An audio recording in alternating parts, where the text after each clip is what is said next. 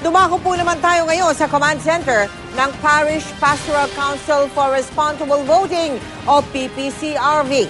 Mula sa Popeye Center sa Maynila, nakatutok doon live si Ruth Cabal. Ruth?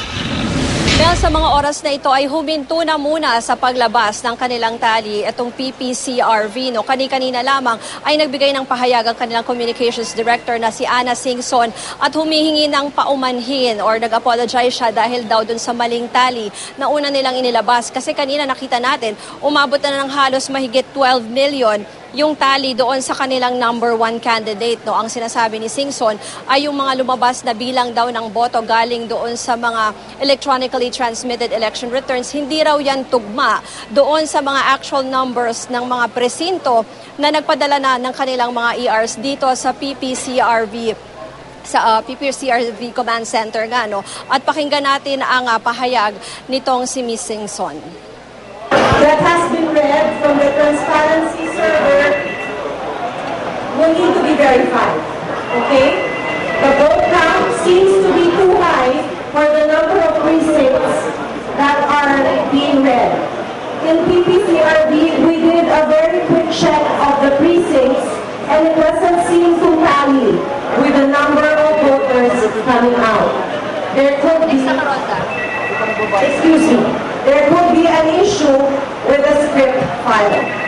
We are asking Smartmatic to come out with an explanation because the script file is theirs. So with apologies to the public, with apologies to everybody who's been reading the screens, not just our data, but all the data that is coming from the transparency server, we are requesting Smartmatic officially to fix the script and to give an official explanation. We cannot keep on releasing data. PPCRB will not release data that we do not think is of the highest verifiability. Such a word? If it cannot be properly verified. And based on our estimation, the number of precincts does not qualify for such high voter counts. We are going dark until we are sure that the data is correct, and we're officially asking Smartmatic for an explanation. Thank you for your understanding, and we apologize to those who have read that we were just relaying the data that was coming from the server. We have officially requested for it to be fixed because we believe the data requires further verification, and as your citizens arm, we cannot continue relaying data that requires double checking. We're requesting Smartmatic to make an official explanation. Thank you. Yan sa pinakahuling tali kanina ng PPCRV, ang sinasabi nila ay nasa may mahigit 1,400 na precincts na yung pumasok, yung transmission ng kanilang election returns dito sa PPCRV, Mel.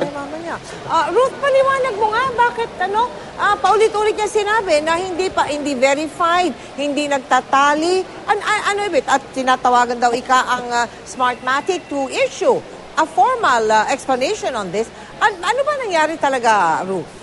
Sa ngayon ay inaalam pa natin talaga kung ano yung naging dahilan. Pero kasi Mel, 'di ba, pagpasok ng mga election returns, yung bilang ng mga boto mula doon sa mga presinto, mula mismo sa PCOS machines, diretso yan dito sa server ng PPCRV. Kaya lang ang nangyayari, 'di ba, meron pa silang consolidation ng report. So parang kumbaga, ina-add nila kung tama yung ina-add nila yung bilang para malaman yung ranking ng mga kandidato. So along the way, siguro doon sa consolidation ay posibleng nagkaroon ng error dyan. Kaya lang ang sinasabi nga niya ay baka daw nandun sa Smartmatic yung problema. So aalamin natin talaga yung punot dulo dyan. Kasi kung i-compare mo doon sa ating sariling tali ay hindi pa naman umabot ng 12 million yung ating tali. At tayo ay kumukuha rin doon sa PPCRV server. So yung data na ginagamit natin ay doon din naman nanggagaling doon sa COMELEC election returns from the field. So, inaalam pa talaga kung saan nangyari yung problema at kung bakit nagkaroon nga ng pagkakamali doon sa kanilang consolidation